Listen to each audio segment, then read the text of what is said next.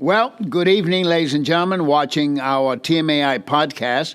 I believe this may be our fifth or sixth. And today I am honored to have with us what I consider one of the icons of martial arts, Okinawan martial arts. And I've known of this incredible woman for many years. And some of the things that I want to discuss with her is, have we ever met? I think we met a long time ago, but we can get into that. But one of the things that I want to say up front is that I'm a traditional martial artist, and so is this woman. And I'm very aware and sensitive to the different views and of rank, of titles, what people like to be called. And so I've spoken to Sensei about that. And she is the first senior teacher, and she is a senior in rank, I know that. But she's the first one that says she doesn't feel comfortable with titles, she doesn't feel comfortable discussing rank, and she just rather have me call her Catherine. And looking at her last name, I appreciate that, because I'm going to spend a lot of time butchering Loukopolous or something like that. It's good enough. So I'm going to call her Catherine. But for everyone who knows of her and knows her personally, I'm sure they have other names that they call her, like Sensei or something else. But for this podcast, I will observe her request and just say, welcome, Catherine, to the TMAI Podcast. Thank you, Anthony Sensei, for having me. Thank you so much. Well, you know what? I do consider you an icon. There's a few people in the industry of Okinawan traditional martial arts, which I am part of, that I've heard about, I've seen perform in various formats, and there are very few women, as you probably will attest to that have stuck out the martial arts and have done something that is notable, something that is distinguishable in the martial arts, and have a history. So there's a lot of guys, because the martial arts, most people say it's a man's world, but I don't consider that. Yeah. And so in my travels, I've met a few female senior instructors that are very notable. And female or male, it doesn't matter to me. You are definitely one of the icons, and you're still active. I see you on Facebook. You're going to Athens. You're going to someplace else, Australia, I believe.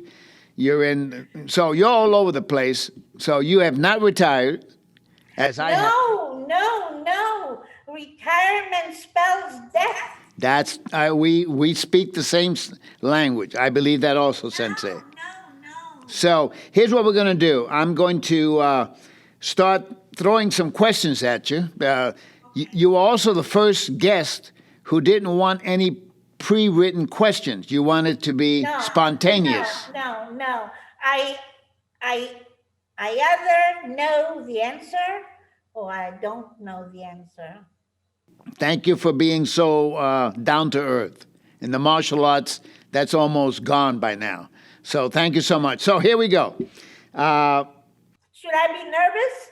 No, because you said shoot from the hip. And I got some big, fast hips. I'm a Goju man, so I got some big, fat. Oh, my God. Okay, let's go. Well, okay, so first of all, for people that don't know, it's 10:30 p.m. in California right now, because you said if I do this podcast early in the morning, then you'll be sleeping. So what time is it in Greece? 10:30 p.m. Saturday night, California. Is 8:30 a.m. Sunday, the next day. So you just had breakfast. I had breakfast and I also had shower. Thank you for that. I'm sure the audience appreciates that. Okay, so it's late over here and it's early over there. So I'm going to start off with some basic questions about your background. First, how long have you been training in karate and kobudo? Yes, you're going to have to give some age. I'm 72. See? From 17 years of age, I am now 69, so 52. Yes. You're younger than me, too. Yes, I'm, yes, I'm, yes. I'm still the old Lucky. man. All right, so you've been training since 17 years old. Uh, the other one that I wanted to find out, I know that you studied in Okinawa and you lived in Okinawa, but did you study martial arts before you got to Okinawa? Yes, yes. I started in New York City. I was 16 years old or 17. I started with Zenko Heshiki Sensei of Matsubayashi Shorin-ryu in Manhattan. Wow. And I stayed with him until he left to go to Hawaii to follow his lifelong dream of being a full-time Zen monk. Nowadays, he is an ordained priest. Of course, he does practice karate also. As you know, many of the Zen masters practiced martial arts. Absolutely. Yes, I do. Yes, I do. So um, when he left, I went shopping, as they say, the Okinawans say shopping. I went shopping to see um, what other Matsubayashi Ryu dojo were available in Manhattan. However, because when I trained with Hoshiki Sensei, I never went to another dojo. I didn't do tournaments. I only went to the dojo, and that was my life, work, school, dojo. I was an immigrant. I had cultural values that I brought with me from Greece. And one of the things that were true during my youth, that you listen to your teachers. Yep, absolutely. And of course, I was very naive. And so I listened to Hoshiki Sensei. Um, I did everything he said. I never competed. And then he left. So I went to Ansei Ueshiro Sensei on the other side of Park Avenue. Hoshiki Sensei was on the west side, and Ansei Ueshiro Sensei was on the other side of Central Park. Okay, so um, that's the first time I met him. What year was that? I have to look at my notes. It's a long time ago, but I Okay. did. But I think it was until 1978. 1978. Sensei left. 1978, left for Hawaii. So I went to Ansei Ueshiro Sensei. When they looked at me, I became an instructor right away. But in my mind, I didn't want to be an instructor. I wanted to continue learning. However, this is fate. One of the men that I met at Ansei Ueshiro Sensei Dojo was Terry Macaron Sensei. Yes, I know of him.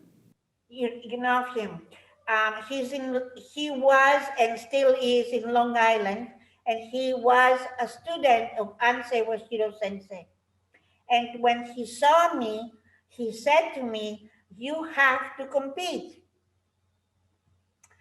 I had no idea what entailed for competition. But he said, "Just say the name of your kata and do a kata." So I thought that was easy enough.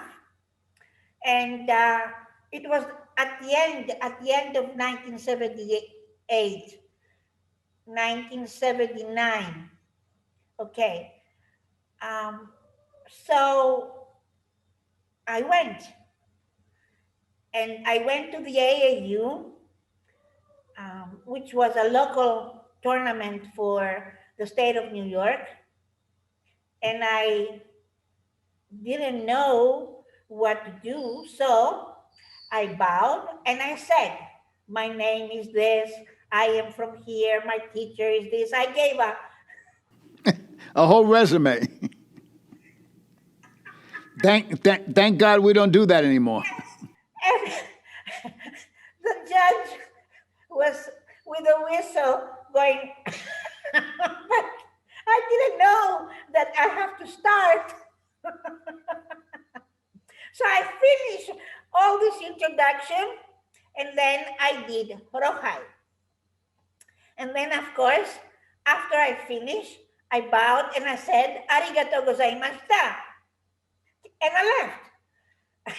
And people came and brought me back to the ring because they gave me a score. Yeah, you had to wait. So anyway, I did my kata. I felt okay. I took second place. And it was the first time that I met Chuck Merriman Sensei Yes. because he gave me the medal. And Joy Santa Maria came third, and Lorna Peterson of Shotokan came first. So It's amazing the fact that you can remember who took first, second, and third. because it was my first tournament. It was your first time. After that, I don't remember. I only remember the people that I have lost, but I remember the first. Okay, so I have to thank Teddy Macaron Sensei for pushing me because he had to really push me. Because I was old also. Old? How old were you? 47. 47? Yeah, Really? yes. My first tournament, I was 27. Oh, 27. 27. Oh, I thought you said 47. That comes later. That comes later. 47. Well, let me ask you when So, I'm sorry, go ahead. So even though Teddy Macaron Sensei was instrumental and I owe it to him for my competitive career, because if it wasn't him to give me a kick, I would not have done it, because Hashiki Sensei was against tournaments. In the meantime, one senior student purchased a dojo from Hashiki Sensei. So I went back because I consider it my home. The second tournament was the New York State Championship. The third tournament was regional. And the fourth tournament was nationals, where I won weapons, kata, and I made the national team. I've seen that photograph. So for 7 years, I lived the dream because I was born in a tiny village where there was dirt on the floor. I went to America as an immigrant and I made the national team. For me, it was a big deal. So meanwhile, I was earning an education. I want to say the people that helped me. Macaron gave me the kick. Thomas Carroll La Puppet. He taught me how to fight because I didn't know rules. In the very first tournament that I competed, I also competed in kumite, but my opponent, I grabbed her and shoved her out of the ring. Clearly, I was the winner. So they threw me out. And so, being Greek with the attitude that I brought from Greece, I went to the table of Thomas La Puppet and said, clearly I was the winner. Why am I disqualified? So the Probably puppet said, go ahead. do you have $1? And I said, yeah, I have $1. Give me $1. And I gave him $1. He gave me a rule book,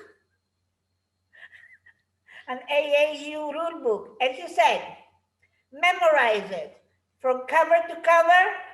This is my telephone number. Call me. I memorized it cover to cover. And of course, I went and I trained in the Tong Dojo. Very famous dojo. Yes. So La Puppet is credited for teaching me how to fight. And Miyazato, excuse me, that was one Greek word and one wrong name. Toyotaro Miyazaki became over the years my partner for demonstrations and my benefactor.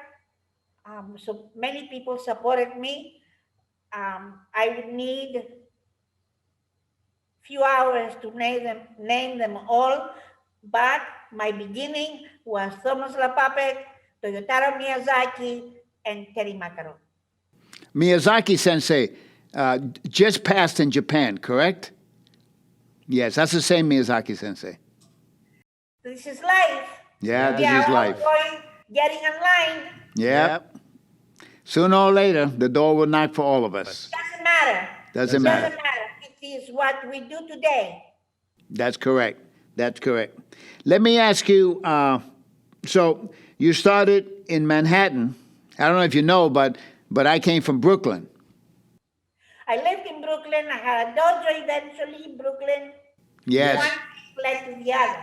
I left in 1969 to join the military.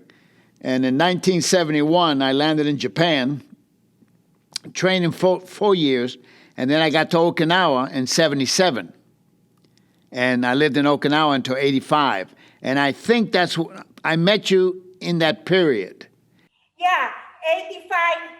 I finished competing for the national team in 85. And 4 days later, I left for Japan, Okinawa, wanting to stay there 1 year. But I stayed 15. So perhaps we met in the crossing. Yes, I think I met you at Sharedo. I think you were shopping, I was shopping, and I recognized you. And I think we met at Sharedo. Yes. It was our meeting place, Sharedo, Nakasone Sensei. Yes, and I may have a video, because one of my students was filming me, talking to Nagasone Sensei, and I believe that you crossed in the video, and then I said something to you. Oh my God! So, small world. Yes, so that's when I remember seeing you. Of course, I saw that famous video. I think it's a famous video of you. I think you were giving a tour to some gaijins. That was from Bermuda. Those two guys were yes. from Bermuda. Goju-ryu. Yes.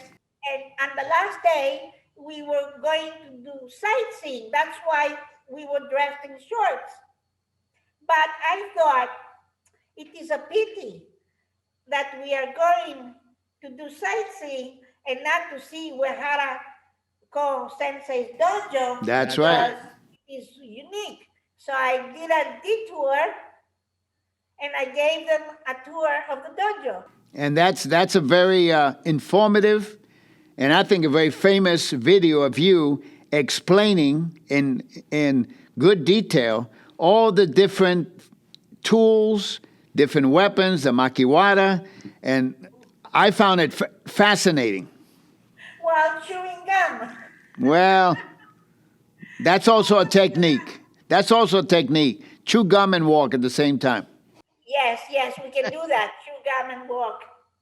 So you are a Shorin. I am a Matsubayashi Shorin Ryu student. coming out of Master Soshi Nagamine dojo, Hi. Ueharako Sensei, uh, Ueharako Sensei and Akamine Eisuke Sensei taught me Ryukyu Kobudo. Miyazato Eiichi Sensei, the Hombu Dojo of Goju-ryu, was also my teacher. And Ogimi Sensei was from Taiko Jitsu because I trained the military. And so before going to Japan, I trained investigators. I trained police departments. Professionally, I am a forensic psychologist. So I was always looking to learn techniques because the law is different. The law is different from the military hand-to-hand combat and different for the police department's hand-to-hand combat, right? Yes, ma'am. So Ogimi Sensei taught me Taiko Jitsu, and of course that helped me very much with the hand-to-hand combat for the special forces and for the Marines. You know, I had a question that I wanted to pose, and I think this is a good time to pose it. You say you were hand-to-hand combat. I've had students in my life that were Marine, hand-to-hand combat. I've met a lot of hand-to-hand combat. I've never heard of a woman who was in hand-to-hand combat. Everybody stresses the fact that it's a woman. Well, the question I want to ask you was, did you experience any sexism from men? I don't experience sexism because I don't look for it. Okay. That's a famous actor. Sexism. Right. You know what? A famous actor once... I put students or participants in the right frame of mind. When I step on the ring, I own it. There is no question that a person who is participating will not follow the directions.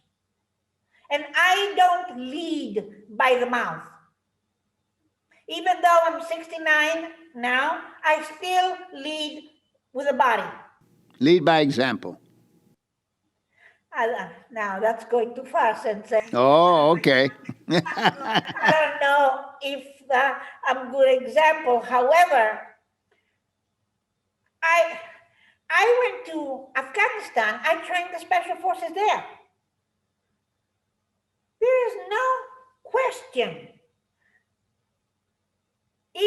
If they thought sexist thoughts, they kept it to themselves because I handle everything on the deck, and believe me, no one wants to feel embarrassed.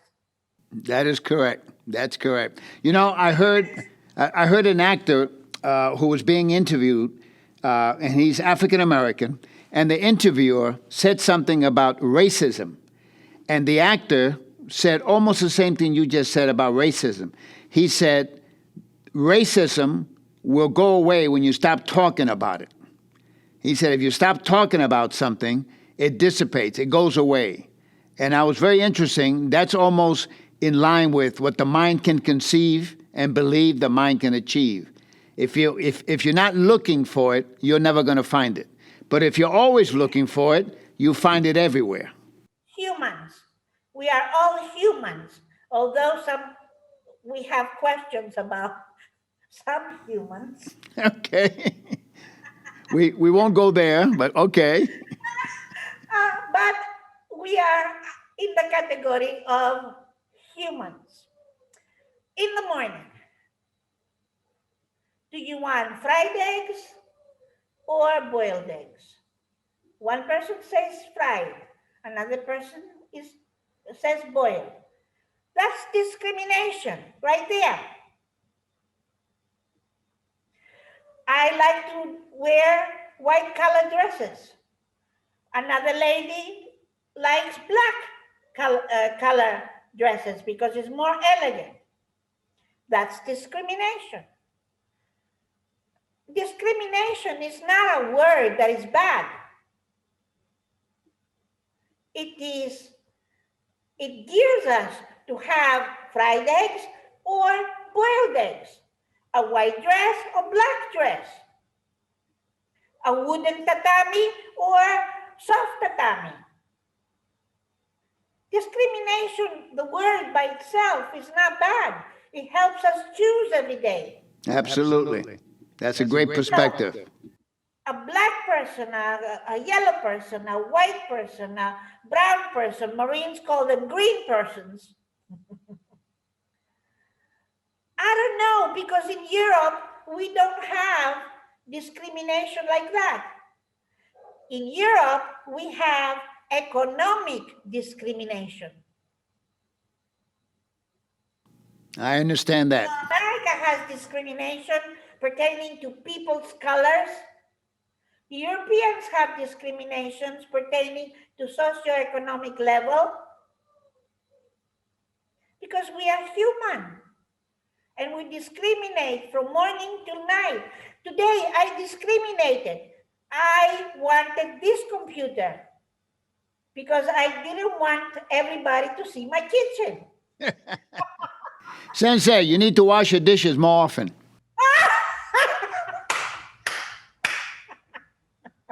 Sensei, you said that you went to Okinawa, you wanted to live for 1 year, but you stayed for 15 years.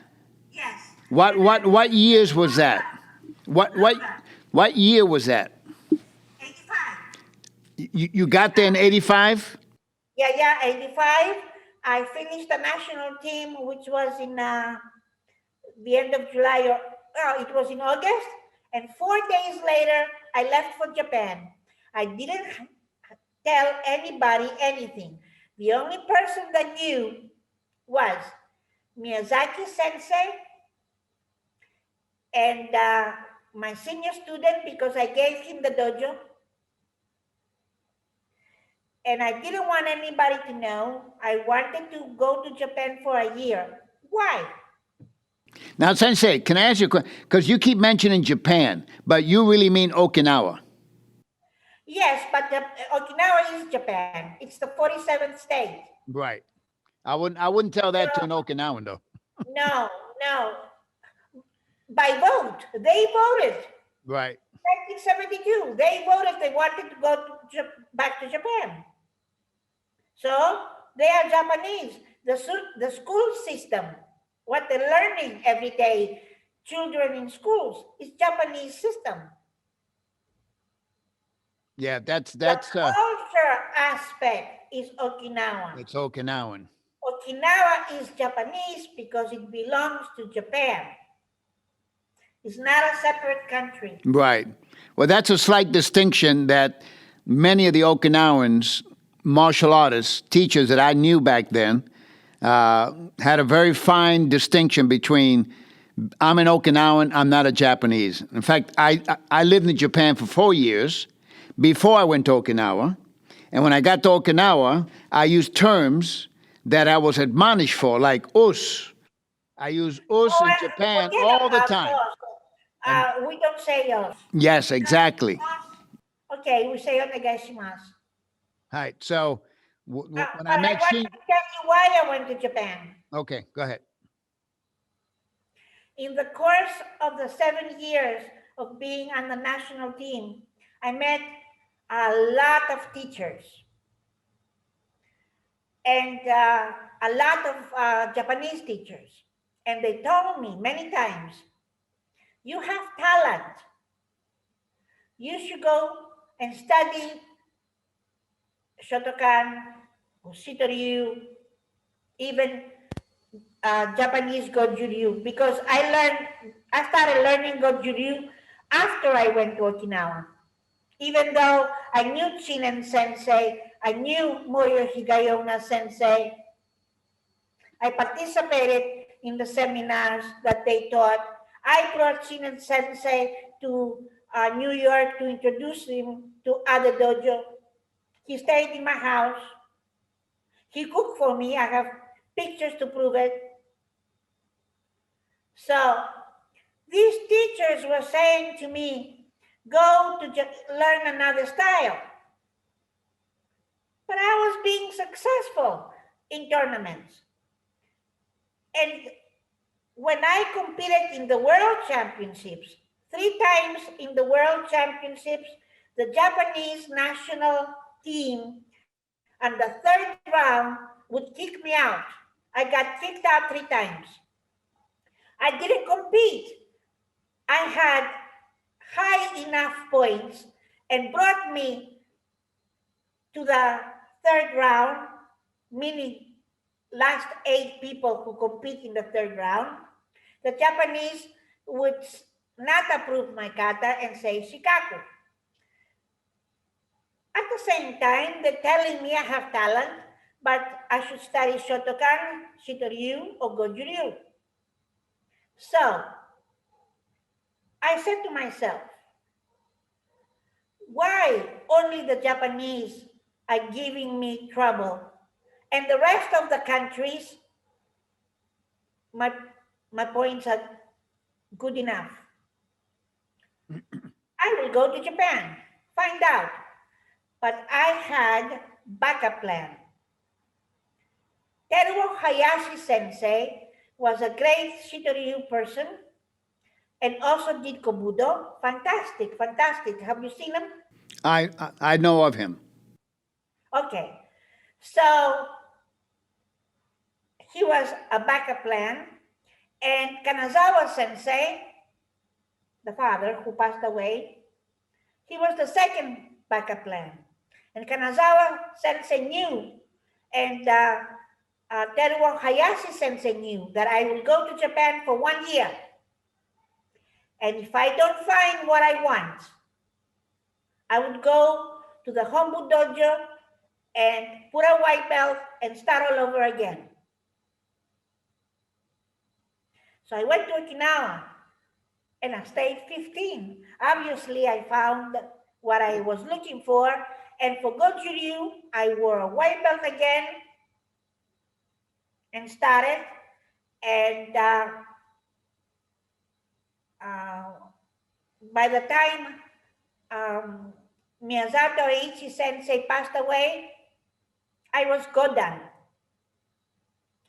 I have not, that was over 25 years ago, 30 years ago. I have not accepted another rank. Do you teach Goju? Yes. And Shorin-ryu? Yes. Rank does not reflect a person's capability, understanding, knowledge, etc., etc. Etc. Absolutely. I believe that also. Okay, Shodan, Nidan, Sandan. Above that, what have you done? Or who is your father? A politician. Understood. You know, your company donates at the dojo events. Rank is political. Absolutely. Let me ask you, when did you win? I've seen the video of you competing in Okinawa and winning 97. 1997? I was 45 years old. Wow, you were still young. And you won the, so was that the only time that you competed in Okinawa?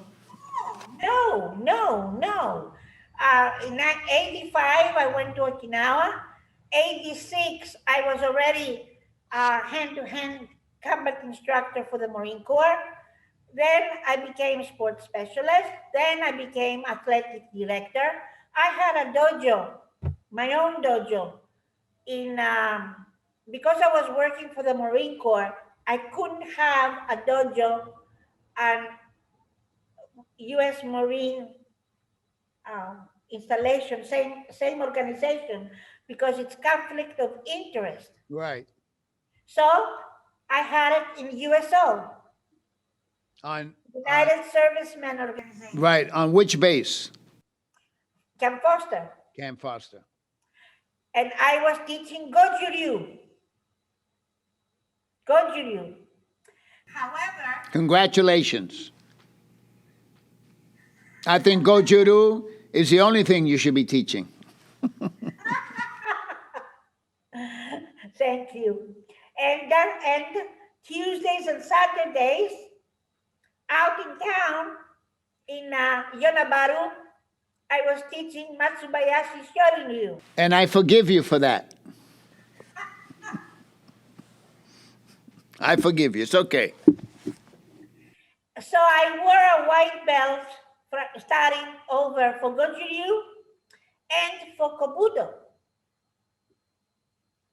I don't have problem starting over. That's good. That's a good attitude. I like that. Oh, I started over in Greece. There is a fantastic, super duper fantastic teacher.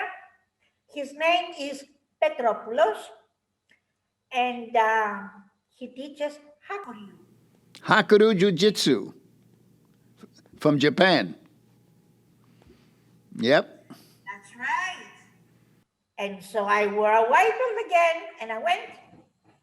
Of course, I am old now, and women may have women after menopause, their bones become a little brittle.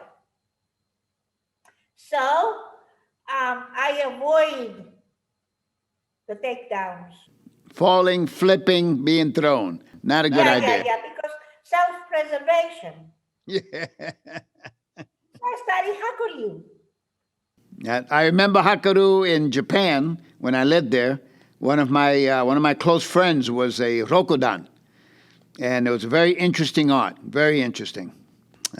Okay, so I have to ask you this question because it took at least an hour of my day. An hour of my day I dedicated to you. And here's what happened. You sent me the link to this massive book of yours. I thought it might have been 50 pages, maybe 75. So I hit print, not knowing 281 pages later. I need to ask you, why did you write such a thick book? I've never seen a book except for the Uechiru manual, which I also have. This is thick. You only did single page. Oh, this is back to back. So instead of 281, it's 140. 140 pages long. Perhaps I sent you something else also, and you printed. Oh my God! Because it took at least $15 to do this. I want you to know that. I introduced Ryukyu Kobudo in Europe. I had done it in India and former Soviet Union while I was living in Japan. I left Japan December 2000, and first I went to Germany because I had a contract. I was director of information technology regarding the professors. It was a military college, distance learning at 67 locations in Europe. And I started teaching in Germany. They already connected to Okinawan teachers, and I introduced Matsubayashi Ryu. Of course, they're already connected to Okinawan teachers. I am now working with Austria, but for the last 7 years, in fact, in 5 weeks, I'm going there. They are becoming Nidan, Sandans, the senior ones, and they have already 4 dojos. Very nice. So I have already connected them to Okinawan teachers. So why do I do that? Because I don't want to be in one place all the time. I don't want to be in one box. I like to start programs here, start programs there, develop students, connect them to Okinawa. When I die, I'm not taking with me a student. God forbid. I hope I'm not. not taking with me anything. And the way I spend money, I will die naked, which is okay. Did you say die? How? Die. When you finish, when you die, I will die naked. Okay, I thought you said naked. You said money and then naked. I thought it would have been you die broke. Connects with naked. You have money, I got you. I understand the analogy. Okay. you have money, you have clothes. No money, no clothes. That's one way of looking at it. That is true. But we always have a gi, so we always have something to wear. We always have something to wear. Let me, since you alluded to the fact that you've done a lot of competition after Sensei gave you a good kick, and so you competed a lot. In your opinion,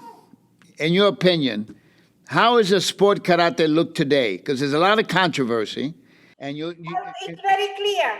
I even wrote, I write for a British martial arts e-magazine every 3 months. And after the Olympics, of course, I wrote an editorial and sent it. In the older days, people did their styles and did competitions. The need to win, instead of digging deeper in the style and becoming better, the need to win, they started copying people. When you copy a person, it means you don't trust your teacher. And also, when you copy a person, you cannot be him or her. Therefore, you will be second. You cannot have that person's soul. When a person does kata, your soul comes out because you have trusted your teacher over the years. When you start copying, maybe this will help me, that will help me, this will help me. All you do is creating Las Vegas. Just lights. Over the years, kata changed. There has no meaning. I agree. Absolute no meaning in terms of martial art. However, whose fault is that? There are many people's fault. We can't say it is the fault of this. There's many people. One is the judges, because they allow it to happen. But before the judges are the judges' teachers. How good of a judge is a judge just because he knows how to take the test? It's 100 questions. A donkey can remember it. If the judges are not having deep martial arts kata understanding, which means bunkai, how the technique works, they'll accept anything. Then comes the politics. Whose student is so-and-so? I give you an example. In 1984, 1984, in Holland was the 7th Wuko World Championships. Japan had Sakamoto Sensei. For the first time, the European judges saw Liu. The third round, Anand. But he was from the Japanese team. None of the European judges knew Anand. They had never heard of the word Liu. But he's from Japan. And that same tournament, same one, third round, I registered for Chatanyara no Kusanku, and they had thrown me out without me competing. I had qualified. You know, the coaches have to say Right. which kata will do. So Yes. I was in the third round, but I didn't do my kata because the Japanese. So the European judges went along with Japan, Chatanyara no Kusanku, but claimed Anand first place for the men's division. Not to say that Sakamoto was not good, but to say the judges' lack of knowledge is directly attached to Japan because their diplomas come from there. The next level judging comes from there. And as you know, what is the biggest punishment that Japan bestows on those that doesn't do what Japan wants? Ostracism. Because as you know, everything in Japan, including Okinawa, is done by word of mouth. Jobs, schools, opportunities, it's everything word of mouth. So when Japanese are angry, they ostracize you. That means they don't include you.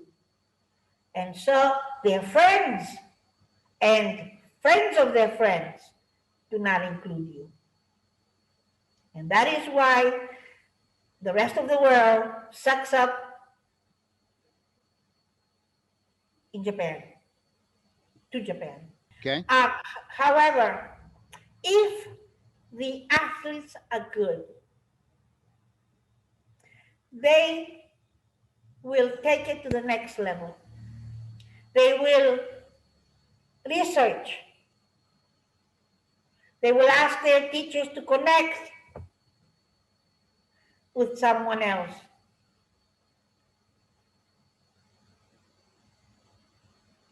In the Olympics, Sandra Sanchez, who was first in Europe, when did she become first? After she went to Okinawa. She studied with Higayona Morio Sensei. So, sport karate, the word is used by the people who want to separate themselves that they're doing traditional. I do traditional karate. I don't change my kata because I am competing. I have never done that. Okinawans would bury me if I had dared to do that, which I never thought about it. When you're good, you're good. And I'm not saying I'm good, but I have put my time in it. I have never copied people. That would be my downfall. I agree, Sensei. I agree with So, that. sport karate, what is sport karate? Today is Friday, you in the dojo and you're doing, let's say, Sepai. Tomorrow is Saturday, you go to the tournament and you do Sepai. Is the Sepai of Friday and Saturday completely different?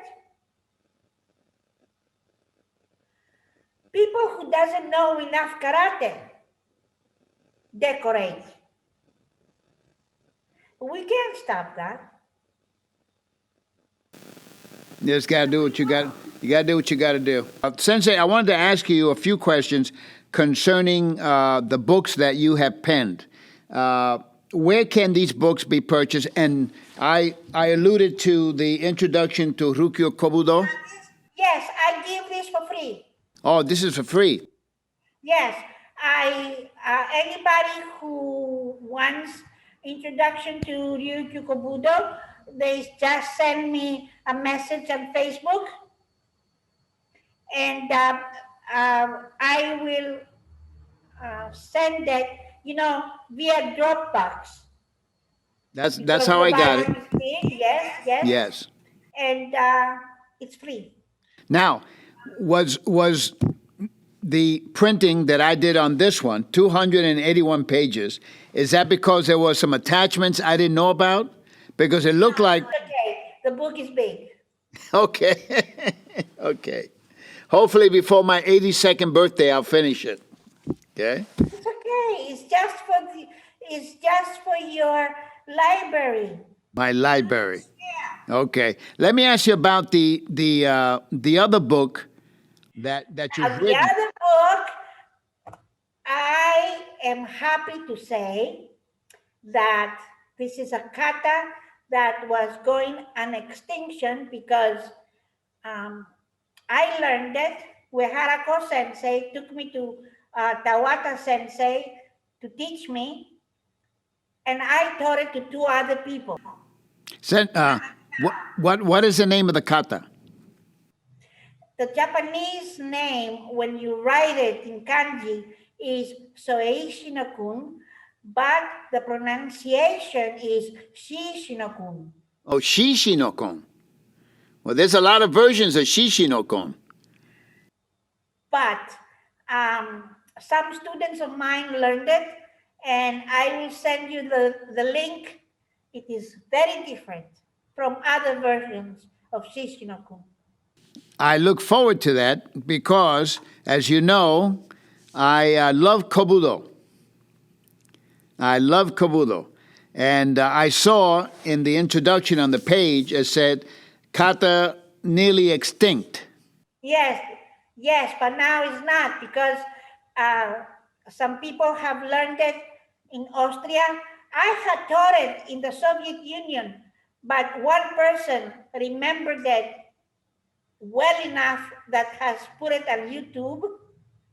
And when I go to Okinawa next year, several copies of the books I will donate to Ryukyu University Library, to the government, prefectural government, where is the Karate Information Center, another one, and I will also put it in the museum of Hokama Sensei. Hokama Sensei is the Gojuru, right? Also. Yes. Now, let me ask you a question. Have you made a video of it, or is it only in text? Yes, I have. I personally am demonstrating along with the other two people that I taught, but I haven't had time to clip. In other words, there is we have video of an hour of demonstrations, but I need to clip from here to there, put on the logo, and upload it. Okay, so what are you sending me? Students of mine performing it. Okay, so I have your permission to start training? Yes, it's the purpose of the book, not to be lost. Here's what I'm going to do. I have a large network of dojos in South America. I haven't been there in 2 years because of COVID, but as soon as they open up, I have travel plans in South America and Germany. So here's what I'm going to do. I'm going to study your kata. Come to Germany, let me know in advance. Well, that's what I'm asking you right now. When I go to Germany, it's normally in December, number one. Number two, when I go to Germany next year, I think I sent you a message that said, how would you like for us to train together and do a co-seminar? You teach and I teach. Yes. Okay? Because I'm going to teach. Now, when I teach Goju, you cannot. Because you're a Shoden-ryu woman. You stick to Shoden-ryu. Stay away from Goju. Okay? So I'm going to speak to my sensei in Germany next year when I go and tell him that we're going to advertise to bring you over and that we're going to do a co-seminar and we're going to rock and roll in Germany. It's easy. Okay? So that's next year. Plan for it. Okay? Plan for it. All right. So as soon as I get that video, I'm going to start practicing that kata. Because I would like to see the other version of Shishi no Kon. There is some ground techniques, but I have a third person who does it, who is older and has done it with Zenkutsu. Zenkutsu. Yes, they are ground techniques. You can see the video, you can understand. Okay. All right. Now this and this kata comes from Okinawa. Excuse me? This kata comes from Okinawa. Tawata Sensei taught it to me with the help of Ueharako Sensei. Tawata Sensei had to learn it from China. China. Oh, you got me really interested now. I'll send it to you. After, Sensei, after we finish, I am going to an event outside of Athens. So, I don't know what time I will finish because afterwards they're going to eat and drink. And so I will send it to you tomorrow morning. I will be waiting for it. I will sleep with my gi on and my bow in my bed, so I'm ready to train early in the morning. So besides these two books, you haven't penned another book? You haven't done? I have written the hand-to-hand combat for officers in the academy, but it's in Greek. I have written other two books that are in Greek. I write for the British magazine every 3 months. And also, while I worked for the military, everything that I wrote, I could not put my name on it. Absolutely. Yes, that's right. It's a property. That's why I stopped. Yeah, it's a property of the military. Right. So I wrote for also a contracting company in Kuwait because I was in the human resources department, a weekly magazine, but in English, of course, but it's property, it's their property. At least my name went. But I wrote white papers for Congress. I wrote 23 of them. Wow. I learned how to write. So anything that I do from now on will be in English. But I did to do 2 books in Greek language, plus the manual for the military academy. Well, I look forward to getting whatever I can from you. Thank you. And I from you. My pleasure. I from you. I've never learned how to write. I know how to sweat and I know how to train, but my wife says, sit down and write a book. I'm going. Yeah, I learned how to write. I had many people help me and give me opportunities. And in the course of my working career, I had to write continuously reports. Early in my career, I was a confidential investigator. I wrote up cases. I had to take speech courses to learn how to speak. As the years went on, I had to address people, staff. So I had to take courses. Understood. Yeah, Understood. it's With an ongoing education. never stops. Just like karate and kobudo. You don't know enough, you're not good enough, and it never stops. Continuous. Sensei, one of the things that martial artists that have a lot of wealth of knowledge, a lot of tidbits of information because of what you've done in your life, what you've seen, what you agree with, if you had to give advice to someone coming into the martial arts today, a student, what advice would you give them? Every person that walks into a dojo is different. So I would ask first, why would you like to study martial arts, a particular martial art? But if I had to give a general advice, would be never quit. No matter how unsuccessful. Look, Japan threw me out 3 times. I went to their country and beat them on their home court. Never say never. Never quit. Okay. Trust your teachers. Well, If you feel your teacher is not good enough for you, don't complain. Leave. Go another place. But while you are in that dojo,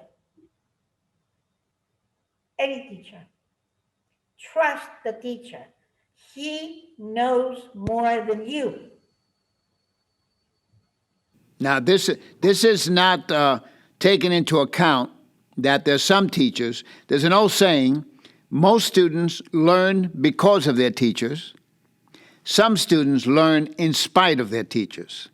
So you and I both know that there are many teachers, unfortunately, that should not be teaching, have no idea. The free world.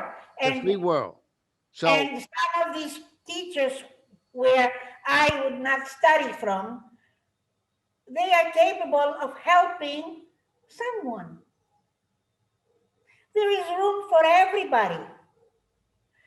The bottom line of responsibility is with the consumer. don't like it, leave. Yes, don't complain, don't spread bad vibes. Leave. I had a plan. If the first year on Okinawa was not what I was searching for, I had backup plan. But I didn't need it. You found the right person. For me, it was good. Do you have any plans of traveling? You mentioned that you're going to Athens. No, Austria. I live in Athens. Austria. When are you going? In 5. So they're open. They're open for travels. Within Europe. Within Europe. In July, I took a team to Germany. But within Europe. So you can't. Okay, I get it.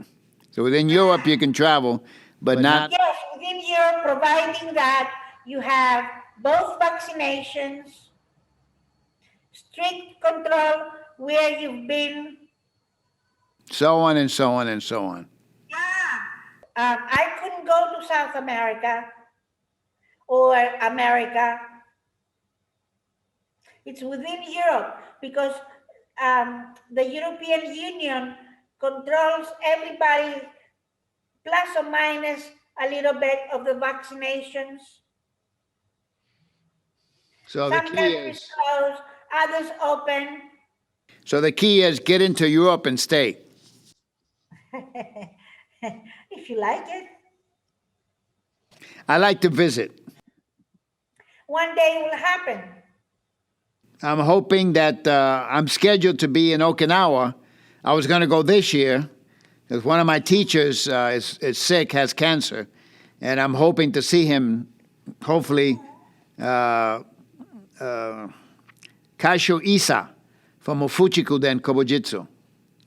And so, and my granddaughter is in the Air Force, and she's stationed in Cadena.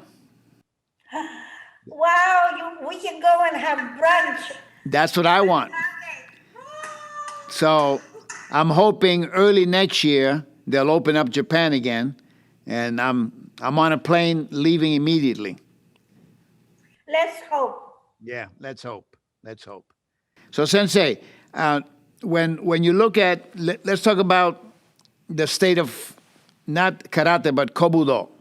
Okay, you studied one style of kobudo. Is that the way I got?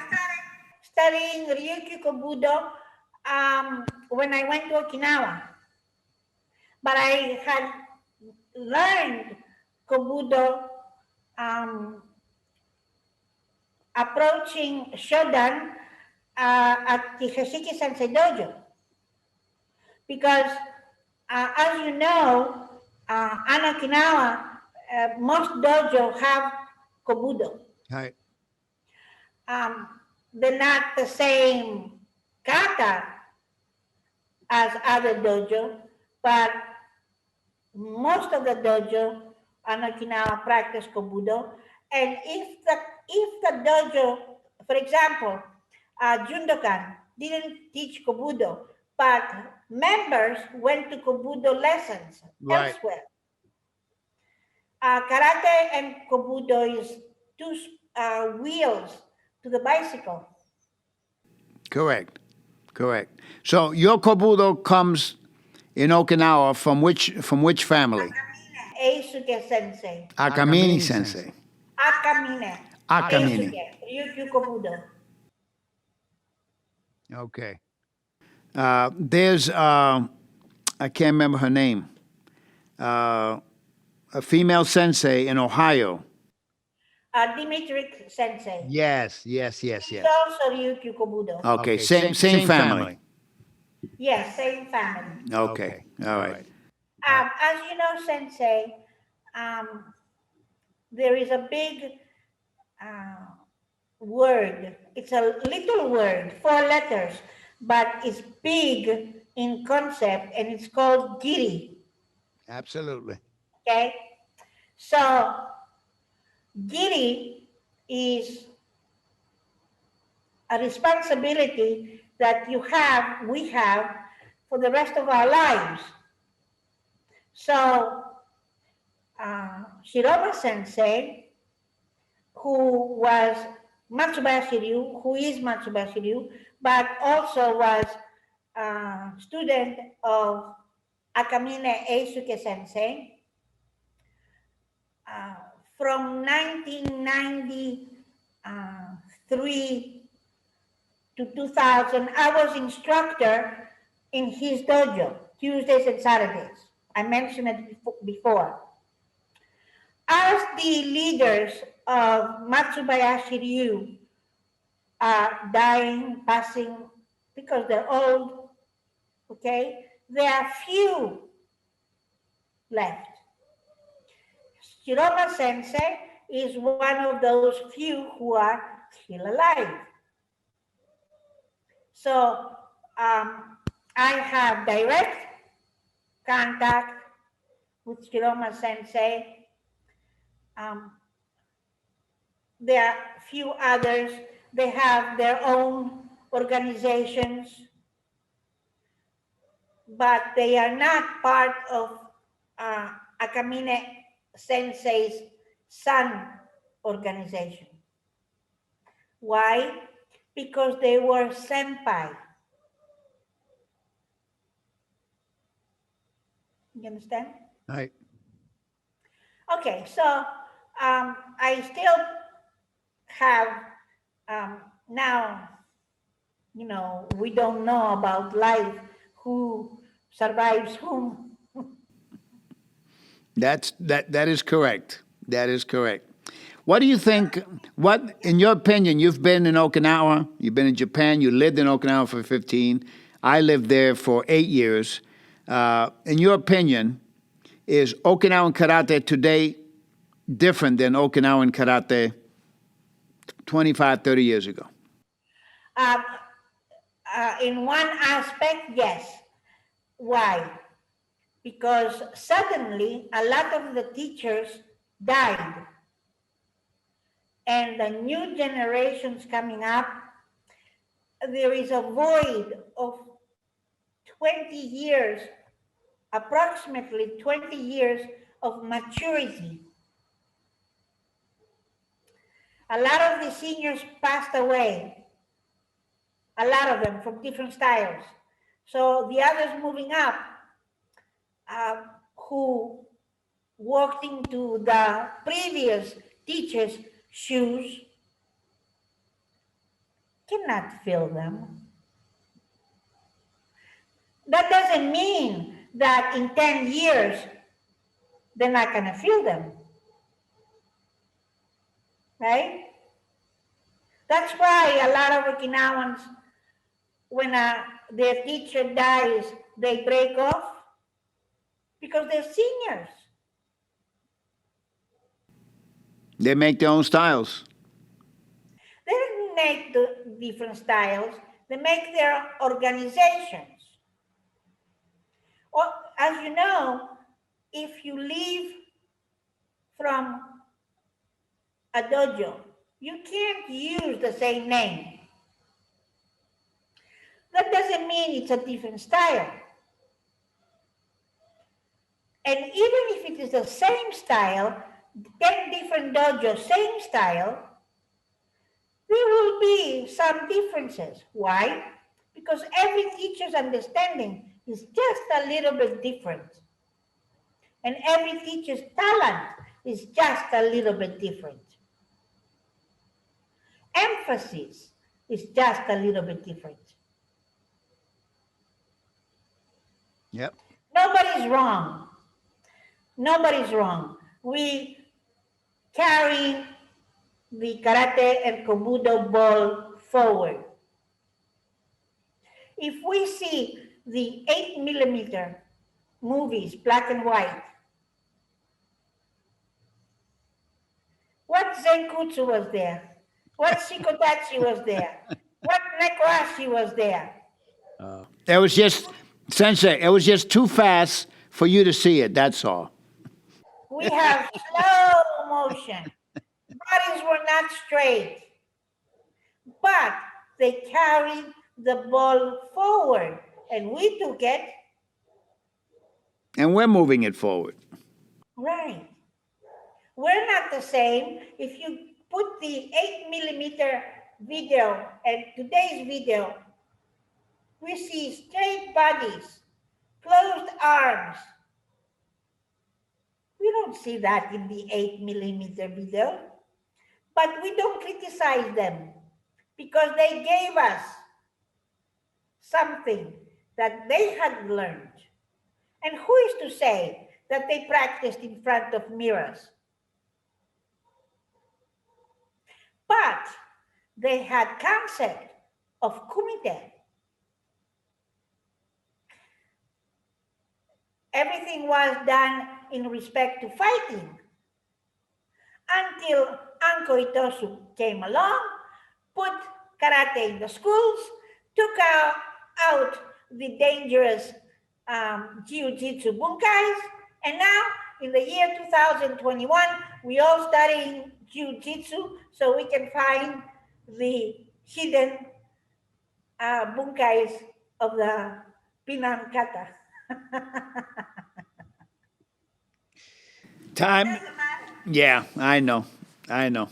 It's refreshing to have an attitude that doesn't distinguish between styles or teachers, doesn't look at the past and tries to compare it to the future. 20, 30 years from now, what we do, others will see it and say, wow, those old people were doing it that way, but now we're doing it this way. And it's And just that way, and their way will be better. exactly. The spawning is continuous. It's a continuous loop of evolution. And what you have to do is just try to make it better. Yeah, when judo became an Olympic sport, it was the end of judo. Because judoka only practice the techniques that are permitted by the rules. Right? Though some people say that karate was the same thing. Karate has become the same thing because people are not searching for styles anymore. They want anan, which is rueryu. They want suparimpe, which is goju-ryu. Chataryara, nakusanku, shorin-ryu. But these three distinct, different styles, they are the same in Shitoryu. The same. What is goju-ryu? What is suparimpe? What is chataryara no kusanku? What is anan? It's one and the same. Very interesting. Yeah, if you look at the techniques. Round 1, chataryara, okay. Round 2, suparimpe, okay. Round 3, anan, okay. By the same athlete, there is no stylistic difference. Interesting way of looking at it. But you see it. If you know the styles and you study it enough, you see it. And it becomes prevalent. Why? Because the judges approve it. Yep. And even worse, the senseis in the dojos support it. The senseis in the dojo want students who get medals. Yep. Because they bring business through the door. Yep.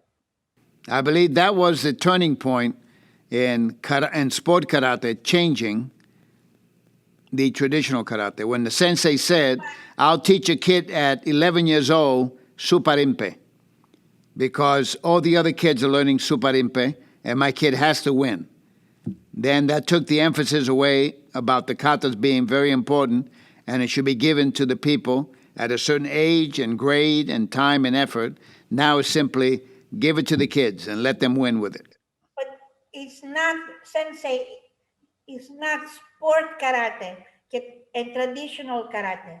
Karate has become that. Yes. That. Very few people in the world practice where you actually see the difference of the style. There's one man in, I think, Arizona. I think his last name is Allen. Was a student of Chinen Sensei. Chinen Sensei has passed away. You can, when Allen Sensei does kata, you think you are seeing Chinen. People like that are very few on the planet. Karate has changed. Yep, it has. It has. It is up to us to comment on these things, but not to just comment, to show. Not because the world is going to change, but because we want to be true to ourselves and pay homage to teachers that taught us, and because we have kiri. Obligation. Absolutely. Well, Sensei, I think we're coming to the end of our interview. I'd like to give you a chance to address the audience that will be seeing this with any words of wisdoms, any tidbits of information that you would like to share with them. So the mic is yours. Please forgive me for having such a strong opinion, but my age allows me to say these things, and the decades of my experience allows me also to say these things. I like to say something for the young. Medals are not important. Diplomas are not important. Okay? You don't sleep with a medal around your neck, not me at least. What you get out of the experience every day stays with you. Please acknowledge people that are good. Don't criticize people who are less good. Strive to be the best that you can every day, not to pass another person. When your energy is focused on yourself, you will do better than if your energy is focused on beating someone in kata. You'll never beat them. Don't look at others' success. Try to succeed by yourself. Thank you, Sensei, for the words of wisdom. Thank you very much. Everybody will be throwing oranges at the screen. Well, remember what you said at the beginning. You are known as what? The bad witch. The bad witch of the West. Well, I consider you a well-rounded.